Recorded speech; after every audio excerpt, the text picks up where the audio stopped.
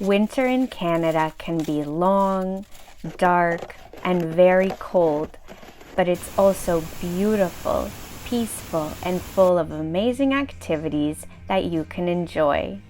It's no wonder we have so many Canadian words related to this season. Hi my friends, I'm Kateryna and this is Marshall. In this week's English lesson, we will teach you 5 Canadian English words related to winter. Let's dive in.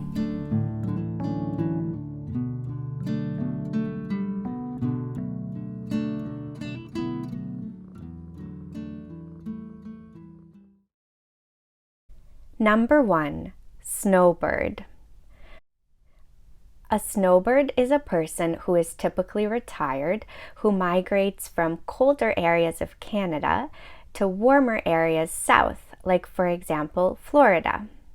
A retired person is someone who is no longer working their main job.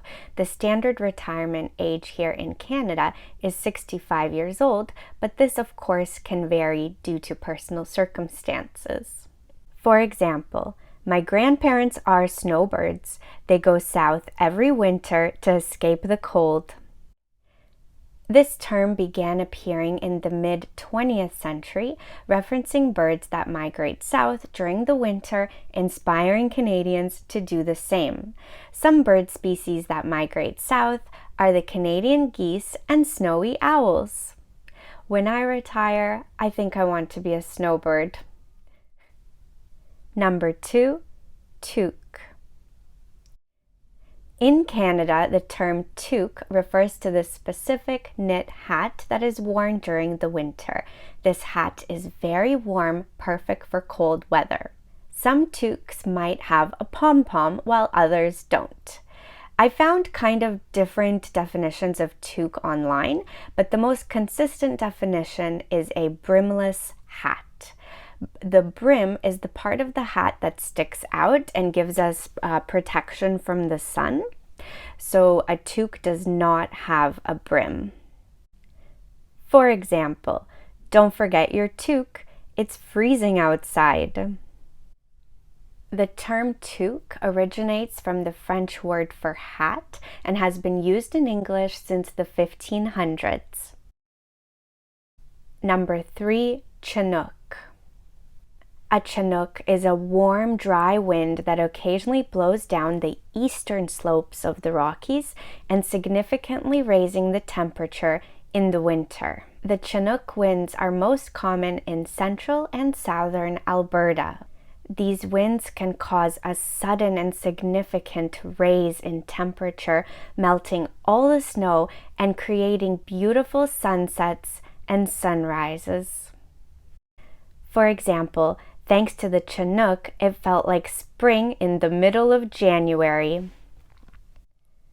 The term Chinook is derived from the Chinook people from the Pacific Northwest and was later used to describe this wind pattern. I have never experienced the Chinook because I've never been to Alberta in the winter time, but I hope I will get to soon. Number 4, Shinny. Shinny is an informal pickup game of ice hockey, often played on a frozen pond or an outdoor rink, without all official rules and full equipment. For example, we played Shinny on the frozen pond every weekend growing up. The term shinny likely comes from the Scottish term shinty, which is a similar game played on land with sticks. Scottish immigrants brought shinty to Canada, which evolved into shinny, played on ice instead. It's common for people of all ages to grab sticks and go to the frozen pond and play a game. I have never played shinny or ice hockey, but this year I have been learning how to skate. I've been taking skating lessons. I haven't skated since I was a child, so these lessons were a really good idea. Number 5, Zamboni. A Zamboni is a machine used to resurface the ice. You could see it at a hockey game or at an indoor or outdoor rink. A Zamboni creates a smooth surface by shaving off a thin layer of ice and laying down fresh water that freezes into a smooth sheet.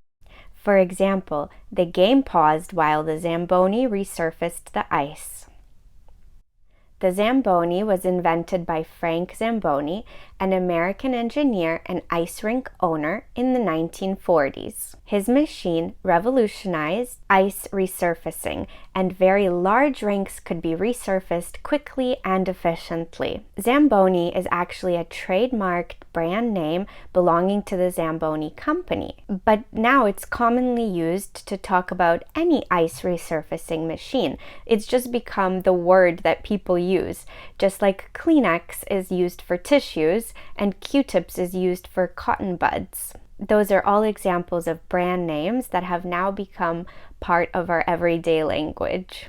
Thank you so much for watching this week's English lesson. At the time of filming this video, it's mid-November. We haven't had any snow yet, at least not in Toronto, but all this talk about winter is making me pretty excited. I try to make the most of this season. To make the most of something is to enjoy it to the absolute fullest. I know it's cold and it gets dark really early, but there are so many fun and amazing things you can do. Take advantage of being at home more. You can play games, do jigsaw puzzles, spend time with your cat. I'm sure he would really appreciate that. You can do winter activities like going tubing or ice skating. As I mentioned in this video, I have been learning how to ice skate. So I'm very excited to go and do that more after my lessons are done. So yeah, that's my advice. Make the most of it. Thank you again for watching this week's lesson, and we can't wait to see you in the next one. Bye!